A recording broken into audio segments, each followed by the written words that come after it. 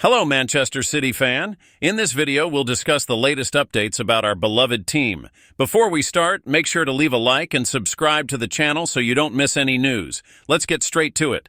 During the 2-2 draw against Crystal Palace in the Premier League, Rico Lewis became the center of attention, and not for the reasons we expected. The young talent, who had scored a crucial goal for the team, was sent off after receiving 2 yellow cards in just 14 minutes. The red card means he will miss the derby against Manchester United, a crucial match for City. The first yellow card was for dissent towards referee Rob Jones, while the second came after a foul on Trevoh Chalobah. At first glance, it seemed like the right decision. However, upon reviewing the replays, doubts arise. Lewis's foot was positioned beneath Chalobah's, raising questions about the legitimacy of the card. When asked about the sending off, Pep Guardiola gave a cryptic and minimalist response. It is what it is. Many were puzzled by the statement, but perhaps it reflects the manager's frustration with a controversial decision that impacted the team's performance. Dermot Gallagher, a former Premier League referee, explained why VAR did not intervene in the incident. According to Gallagher, while the tackle looked reckless in real time, replays showed that Lewis was unlucky. Unfortunately, current VAR rules do not allow second yellow cards to be reviewed, highlighting a significant limitation of the technology. Stephen Warnock, a former Premier League player, has called for an overhaul of the VAR system, arguing that decisions like this change the course of a match and can unfairly harm teams. He stated, "If VAR exists to help referees, this is a clear moment where it should have intervened." And you, City fan? Do you agree with Warnock's call for an immediate overhaul of the system, or do you think VAR is doing enough already? Leave your thoughts in the comments below. With the January transfer window approaching, Manchester City are assessing their options to navigate a transitional period. The team, once dominant across all competitions, has shown signs of needing adjustments. Let's explore potential reinforcements and the changes that could shape the team's future.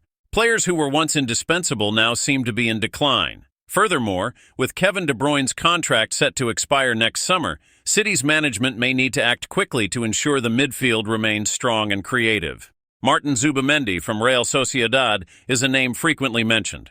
Rodri, a key figure for City, has already expressed support for the idea of signing Zubimendi, a midfielder known for his defensive skills and excellent ball distribution. Another promising target is Martin Baturina, a midfielder from Dinamo Zagreb. At 21 years old, Baturina has impressed with his vision and game control, earning comparisons to Luka Modric, a legend of Croatian football. Although Paris Saint-Germain are leading the race for his signature, Manchester City remain contenders to secure his talent.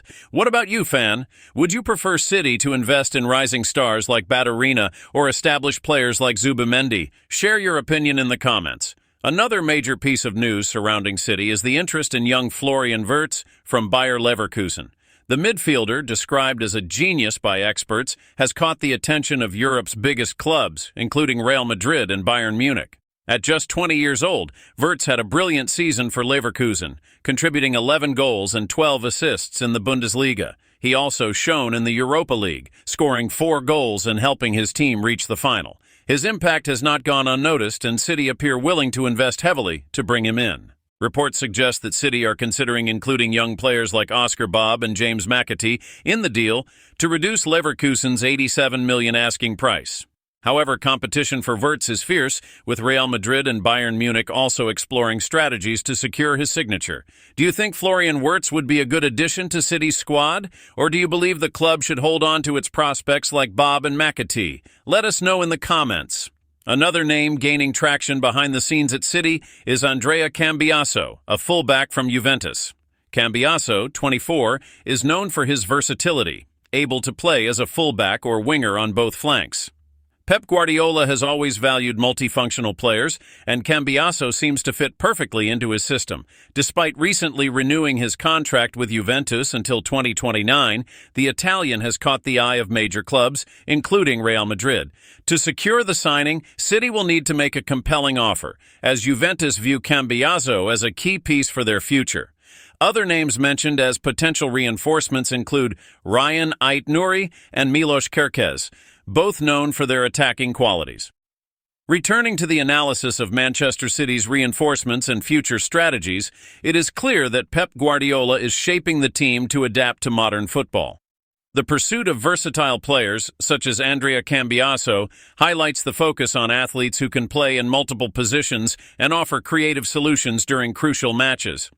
Cambiaso, for instance, fits perfectly into the profile Guardiola values, an attacking fullback capable of adapting to tactical needs. This flexibility allows the team to maintain dominance on the pitch, even against tougher opponents. Although Juventus have shown no interest in negotiating the player, City's ambition could change the course of discussions, especially if Cambiaso sees the opportunities for development under Guardiola's leadership. Meanwhile, names like Jeremy Frimpong and Ryan Ait-Nouri also emerge as intriguing options for the defensive line. Both players possess qualities that meet City's tactical needs, strengthening the team's offensive and defensive capabilities. Including such young talents indicates that the club is not only aiming for immediate success, but also investing in the future.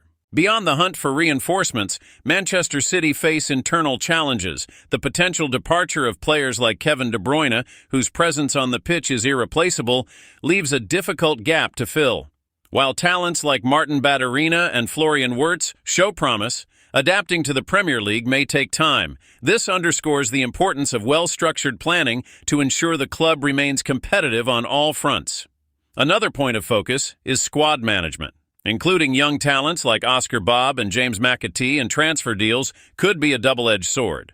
On one hand, it offers the opportunity to secure established names like Wirtz. On the other, it could mean losing potential stars who are already familiar with City's playing style. This strategic decision will be crucial in determining the club's direction over the coming years. While squad changes are being debated, the incident involving Rico Lewis has highlighted a bigger issue: the efficiency of VAR.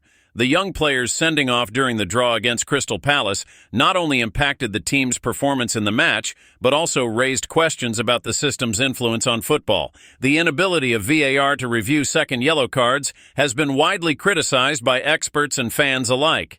Stephen Warnock, for instance, pointed out that such moments can completely change the course of a game, calling for a review of VAR protocols. Dermot Gallagher, a former Premier League referee, also acknowledged the system's limitations, emphasizing the need for technological advancements to ensure fairer decisions. Guardiola, known for his critical views on officiating, responded to the incident in an enigmatic manner, simply stating, "It is what it is." This remark reflects the frustration shared by many in football who hope for a more effective system to avoid injustices. Looking ahead, it is vital for Manchester City to continue investing in their academy. Young talents like Jeremy Manga, just 15 years old, are examples of the potential the club can nurture. While Leicester City are reluctant to negotiate for the player, City's interest demonstrates their commitment to maintaining a steady pipeline of talented athletes. Additionally, integrating young players into the first team, like Rico Lewis, underscores the importance of internal development. This not only reduces the need for major investments in the transfer market, but also creates a sense of identity for the club.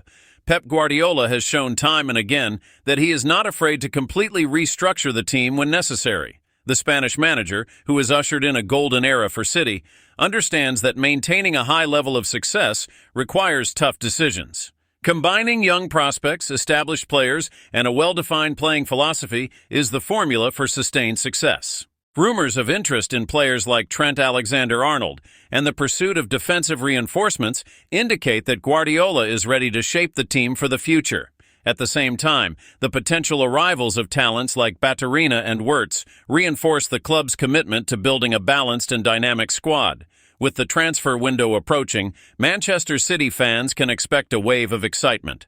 From complex negotiations to the integration of new talents, the club is ready to face challenges and continue their journey of success. Manchester City is not just striving to be one of the best teams in the world right now. The aim is to build a legacy that perpetuates its dominance in football. Under Pep Guardiola's leadership, the club has developed a culture of excellence that goes beyond the pitch, encompassing everything from team infrastructure to investments in nurturing new talent.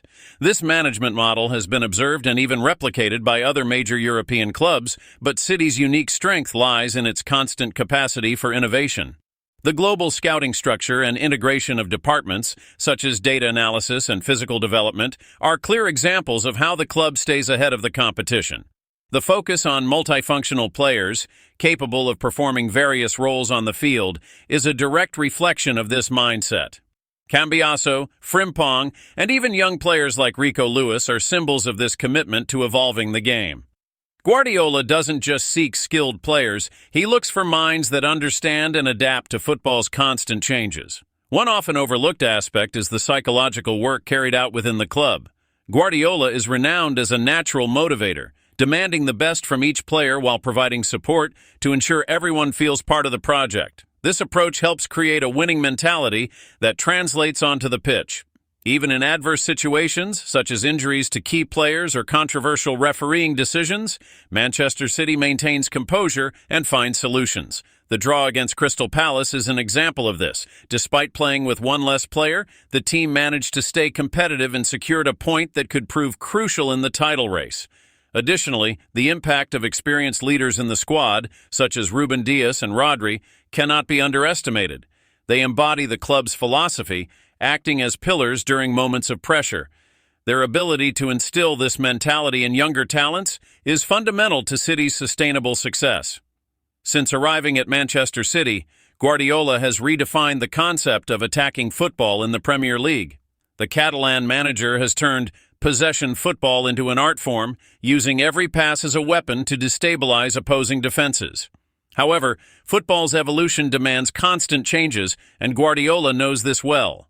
The signings of players like Haaland and the pursuit of attacking fullbacks like Cambiaso demonstrate his willingness to diversify City's style of play. Now, the team doesn't solely rely on control. Verticality and physical impact have also become key elements. Manchester City's tactical flexibility is something few teams can match. In one season, the team can play with a false nine, a traditional striker, and even experiment with hybrid formations that confuse even the most experienced opponents. This innovation is what keeps Guardiola at the top as one of the greatest managers in history. Behind every great team is a passionate fan base, and Manchester City understands the importance of engaging its community. In recent years, the club has heavily invested in initiatives to bring fans closer to the team, whether through events or social media. The bond with supporters is also strengthened by performances on the pitch. Thrilling matches, historic moments, and memorable triumphs fuel the passion. Last season's Champions League final victory is a milestone that not only brought joy to fans, but also solidified City's position as a global powerhouse. Looking ahead to the next season, Manchester City faces a mix of challenges and opportunities. The transfer market will be crucial for strengthening the squad and covering potential departures of key players. Guardiola will also have the task of efficiently integrating new signings, ensuring they quickly adapt to the intense pace of the Premier League. At the same time, the club must continue to manage rising expectations. With the Champions League title in hand, the pressure to replicate the achievement will be immense. Furthermore, rivals such as Arsenal, Liverpool, and even Manchester United are heavily investing to try and break City's dominance. In the end, Manchester City is more than ready to face any challenge. The combination of talent, strategic planning, and Guardiola's inspiring leadership is a recipe for continued success. Every decision, from signings to tactical changes, is designed not just to win but to define an era in football. And now the question is for you, the fans. What will be Manchester City's next great moment? Who will emerge as the next icon in this historic team?